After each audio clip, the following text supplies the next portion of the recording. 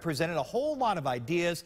We had another one we wanted to explore, and that's what News Channel 5's Bob Jones looked into today. And Bob, this is really interesting. Well, Chris, the question is, what's in a name? And the answer is a lot of money if you're talking about naming rights to stadiums. Well, now some school districts are wondering if they should try to cash in to help their struggling budgets.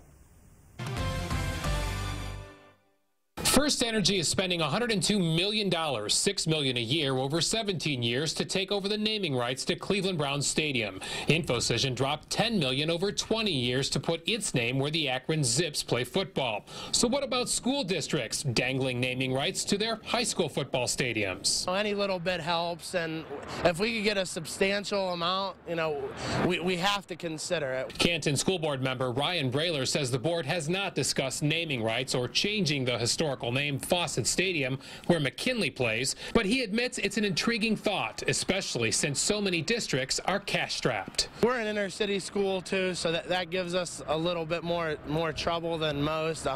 We have a shrinking tax base. At one point, we had 122,000 people in the city of Canton. Now I think we're around 72,000. Up the road, Hoover High School plays football at North Canton Memorial Stadium. Nearby is Main Street Grill, where Scott Lowe, a former college football player, says he's not a fan of corporate logos stamped on high school stadiums. I think high school sports are one of the only true pure sports venues that we still have left, with college becoming more commercialized and obviously professional sports being that way for some time. So I would say that I don't really feel that that's a good idea. But others say districts must consider all options to score funding. I think that any amount of money that we can gain from a naming rights or a stadium is a good idea.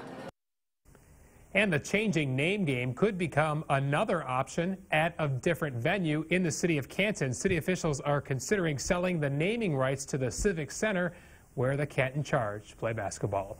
On your side, live in the Summit County Newsroom at the Akron Beacon Journal, Bob Jones, News Channel 5.